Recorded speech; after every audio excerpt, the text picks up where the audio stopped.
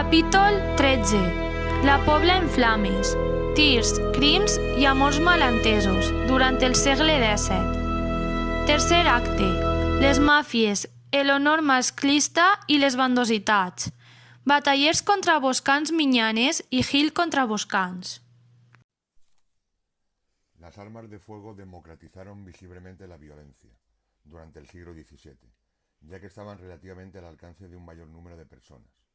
Además, permitían un tipo de violencia que eludía los problemas de conciencia o reservas humanitarias de la violencia con arma blanca, ya que no se trataba de una violencia cercana o personal o que muchas veces implicaba un tiempo más largo en la ejecución de la violencia como sucedía con las armas blancas. Con las armas de fuego se podía matar a otra persona a distancia y de manera más rápida que con cuchillos o elementos similares. Además, permitía evitar que la persona agredida se pudiera defender. Evidentemente, la violencia nunca había dejado de existir, pero ahora estaba al alcance de un mayor grupo de personas. En la imagen, un trabuco, un mosquete y otras armas de fuego de la época. Esta democratización de las armas de fuego se puede entender mejor con la situación que viven en gran parte de los Estados Unidos de América, en los que la proliferación de armas, además de las desigualdades sociales, provocan las mayores tasas de violencia en los países desarrollados de todo el mundo. Al igual que los Estados Unidos, la disponibilidad de armamento favorece su uso, pero hay que considerar siempre el contexto socioeconómico en el que se desarrollan estos comportamientos violentos. La Pobla del siglo XVII, como el resto de Regne de Valencia, es una sociedad en crisis social y económica, con una importante ausencia de perspectiva de futuro entre la juventud, el principal sector de la población, con los mecanismos de justicia muy erosionados y con una idealización de la figura del bandolero. Por ejemplo, como señala Bersoler, nada menos que el alcaide del Castelló del duque de Borja tenía incluso un macho con el nombre de bandolero. Además, hay que tener en cuenta que muchos repobladores venidos del norte, después de la expulsión de los moriscos, formaron redes que actuaban casi como mafias, y que muchos de ellos ya eran delincuentes en sus tierras de origen. Su fama fue tal que hasta Cervantes sitúa al Quijote con el famoso Perot Rocaguinarda o Perot Lolladre, que aparece en el Quijote como Roque Guinart. Por último, hay que tener en cuenta que los valores sociales eran distintos a la actualidad.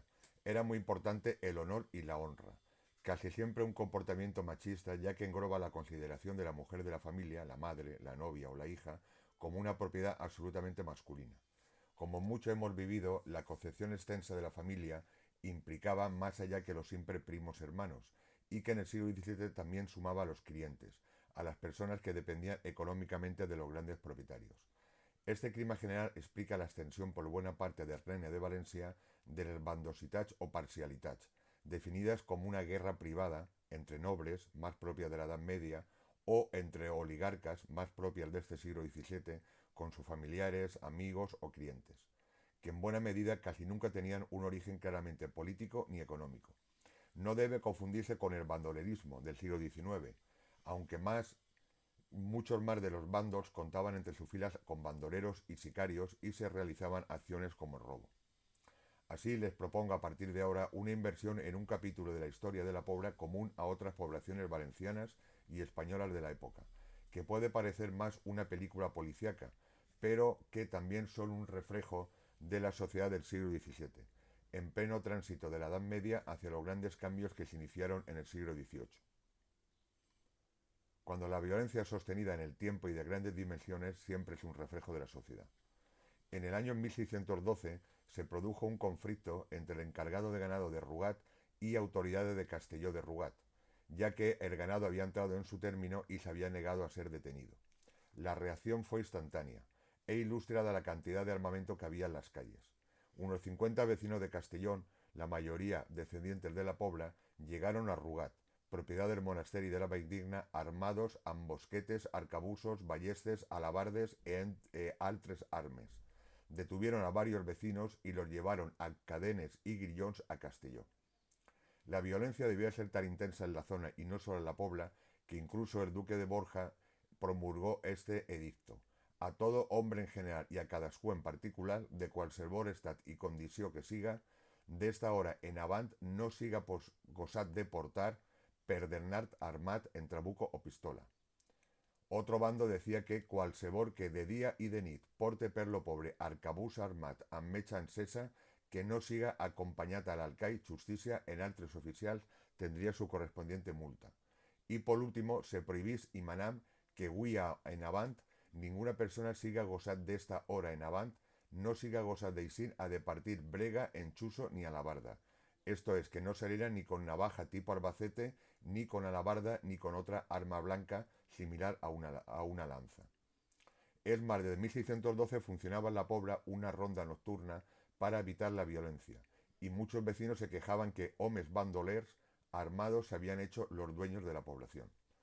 En la imagen, el Palau de Rugat, la sede local del poder del monasterio de la Valldigna. Las dos principales bandositats de la Pobla se produjeron en terramas de llauraors de capa sansera, es decir, entre la élite económica de la población.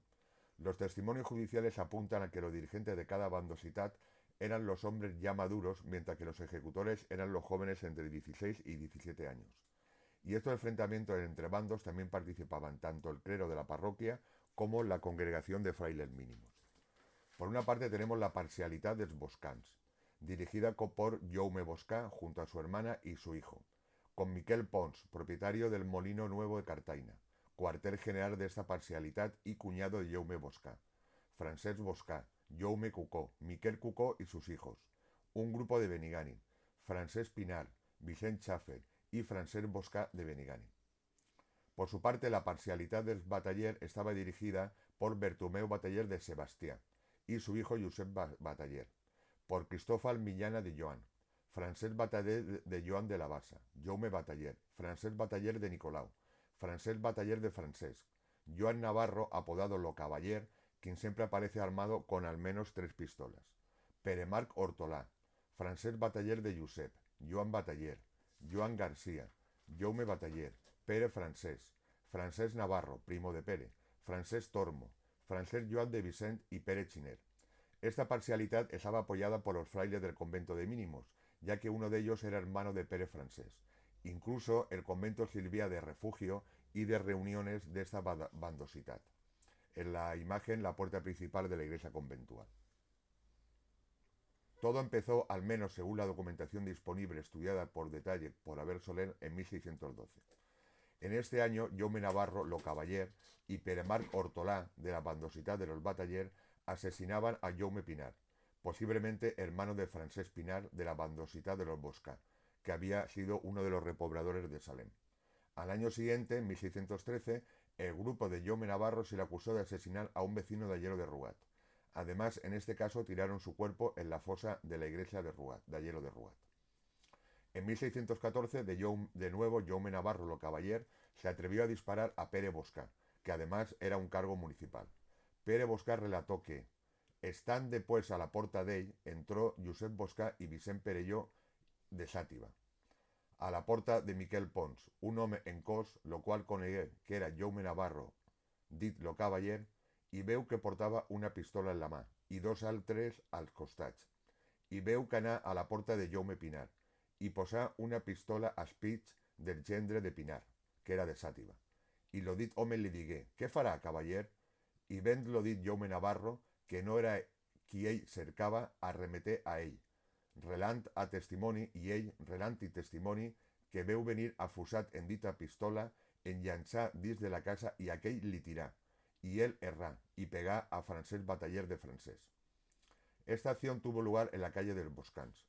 En la huida, Jaume Navarro y su acompañante se toparon con Tadeu Hortolà, Justicia de la Vila, que había acudido a oír los disparos en la plaza.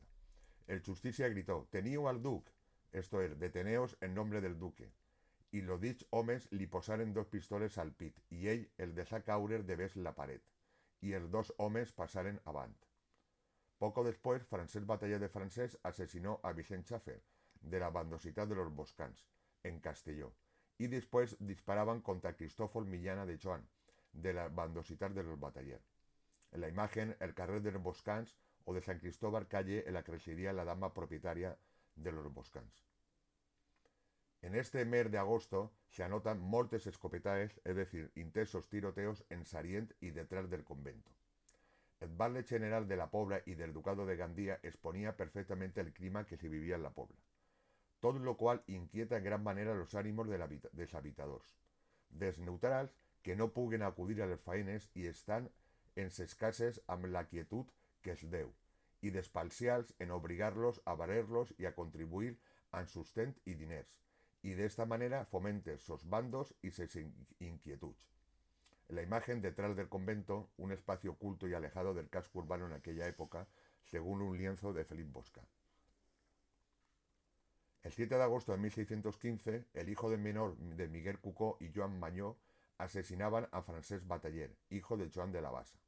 Según el testimonio judicial de las personas interrogadas, este asesinato se relaciona con una venganza.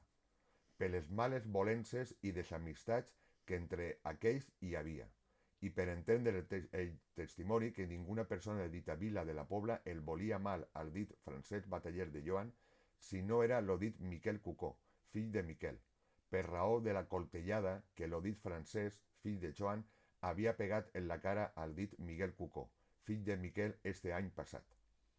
En 1619, Pere Chiner, de la bandositat de los Bataller, era acusado de atacar a dos vecinos de Castelló cuando partían de la Pobla por el camino de Gandía. En la imagen, una foto antigua del camino de Gandía donada por Isaías Fallos. La honra machista suponía uno de los factores que determinaban una parte de esta violencia. Considerando que Tino Cucó pertenecía a la bandositat de los Boscans y Francesc Joan al de los Bataller, veremos lo que sucedió en 1622. Un crimen que también nos informa de la vida cotidiana de un pueblo agrícola en este siglo.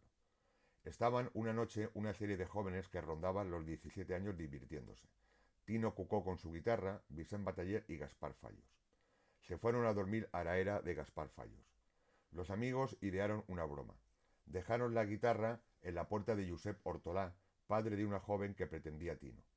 Pasaron unos días y también como broma un amigo de Tino le comentó: segons unes paraules he oït que Francesc Joan, fill de Vicent Joan, vos ha furtat la guitarra. Es decir, que tal francés también pretendía a la misma joven. Para Tino, estas palabras tingué per gran agravi y en particular haberla penchada a la porta de dita doncella. En la noche del 7 de agosto de 1622, Tino y su guitarra se dirigían a la casa de la hija de Hortolà, pero allí le esperaba Francesc Joan, oculto en su capa. Tino le agredió con su guitarra, pero Francesc Joan le esperaba con su escopeta cargada y lo mató. Aunque la mujer ya empezaba a despertar de este carácter subalterno, al menos en una ínfima minoría, como refleja este cuadro de Gerard Ter Borch el Joven, pintado alrededor de 1660-1662, que se titula Curiosidad, por cuanto aparecen unas mujeres escribiendo y leyendo. Pero el clímax de toda esta violencia tuvo lugar entre 1624 y 1625, de nuevo por una cuestión de honra machista. Según un testimonio judicial, que ha oít dir a diverses persones, de les quals no es recordant, que Andreu Boscà s'havia embolicat en una moreta de casa de Francesc Bataller i que per dita ocasió lo han mort en la vinya del dit Boscà. I després, per la mort de dit Boscà, han mort a Francesc Bataller. I per la mort de dit Francesc Bataller, han mort a Francesc Pinar. De manera que lo principal de tot això ha procedit de la casa del dit Francesc Bataller de Nicolau. Recopilemos. En 1624, Andreu Boscà se había enamorado de una joven morisca de Francesc Bataller de Nicolau. El 19 de abril de 1624, Francesc Bataller envió a sus sicarios a matar a Andreu. Se escondieron en el Molí del Poll y allí dispararon contra los familiares de Andreu Boscà, con el resultado de la muerte de Batiste Boscà y de Andreu Boscà. Eso sí, los asesinos tuvieron el gesto de permitir la salida del molinero antes del tiroteo. La venganza se empezó a preparar. Se asesinó a Francesc Bataller, padre adoptivo o señor si era una esclava de la morisca. En 1625, Josep Bataller ordenó a 10 personas de su grupo, la mayoría contratados en la Ribera, el asesinato de Francesc Pinar, al parecer el asesino de Francesc Bataller. El virrey de Valencia se vio obligado a enviar un alguacil, un notario y 20 soldados. Se procedió a varias penas de muerte que no se ejecutaron y a varias multas, incluso a galeras, que al parecer tampoco se ejecutaron. Esta oleada se detuvo temporalmente. Sin embargo, en 1627 se disparó a Pere Chiner de la bandositat de los Bataller, pero sin causarle la muerte. En 1628 sí se completó el atentado con la muerte de Cherón y Bataller en Benifomet. En la imagen, el Molí del Poy, antes del actual estado ruinoso, en un dibujo de Felipe Bosca. A partir de ese momento, la violencia cambió de actores con la llegada a la Pobla de una nueva familia, los Gil, trabajadores de Sarient, propiedad de los Ferrer. Y nuevamente los encontramos con un leitmotiv de honra machista, el honor y de las deudas. En 1631, Diego Gil esperaba a Joan Boscà de Pere, prometido de Montserrada, su hermana, junto a la propia Montserrada y a Elisabetta Boscà, mujer de Vicent Gil, hermano de Diego Gil. Era un día muy importante que se iba a oficializar el compromiso. Diego y Joan se estrecharían las manos y la pareja se besaría ante el hermano mayor de la novia. Al parecer, entre las bromas, Elisabetta dijo algo que molestó a Joan, y éste intentó besar a Montserrada a la fuerza. Diego se enfadó tanto que rompió los compromisos nupciales. A partir de aquí, una nueva explosión de violencia y cambios en el Bandositat. Diego Gil murió asesinado. Su cuñado Francesc Bataller de Francesc mató a Sebastià Bataller, marido de Magdalena Gil, al parecer por asuntos de deudas. El 13 de abril de 1647, unes paraules que Francesc Pons havia tingut amb Jacinta Bataller, neboda de Gaspar Francesc, sobre una goseta, desataron la violencia. Vicent Joan, Gaspar Francesc, Pere Boscallo Baró, Josep Schaffer y Tomás Gil mataron a Josep Pons, hermano de Francesc. Como podemos observar, al parecer los Boscans ya no eran enemigos de los Batallers, ahora dirigidos por Gaspar Francesc. En 1656, Tomás Gil había matado a Miquel Pérez en Cartaina. En el año siguiente se vio envuelto Tomás Gil en un tiroteo en la alquería de Parinou junto a sus sicarios y amigos contra autoridades del duque de Gandía. En la imagen, la Letá de Sarient en una fotografía antigua. El 19 de septiembre de 1661, de nuevo Tomás Gil y unos 7-8 de su bandositat dispararon contra la casa de Jaume Llorens Boscà, en la propia plaza de la iglesia. Se produjo un tiroteo intenso en el centro de la población, cual película del oeste norteamericano, en el que murieron Bertomeu Escrivá, comisario del duque de Gandía, Jaume Boscà y el carnicero Baptiste Ors. Nuevamente se emitieron bandos por parte del duque de Gandía, en los que se decía que de esta hora en avant no goseu ni presumiscau de nit anar en armes prohibides, ni desguarnides, ni anar ab quadrilla. Pero volvió la violencia con el asesinato de Joan Ferrer de Joaquim en Cartaina, muerto de una herida en la cabeza y en el pecho y todo el cuerpo con 14 rejonazos. Esto sucedió en 1674. En 1675, Francesc Bardó de Pere pasó por tierra de Vicent Ferrer de Joaquim, en Sarient. Vicent Ferrer era hermano del difunto Joan y sus otros dos hermanos mataron a Francesc Bardó. En la imagen, la desaparecida en gran parte plaza de la iglesia en un lienzo de Felipe Boscà. Ahora estamos en 1683 y ahora estamos en el periodo de les bandositats de los Miñanes, formada por Miñanes y los Gil contra los Boscats, ahora dirigida a la bandositat de los Boscats por el sacerdote Miquel Boscà. Y lo que viene ahora forma parte de lo mejor del cine negro clásico. El 12 de febrero volvió a prepararse un nuevo estallido. Al parecer, el origen había sido una pelea o un ataque de un Miñana contra un Boscà, por lo que las autoridades del duque habían desterrado de sus posesiones a la familia o a una parte de la familia de los Miñans.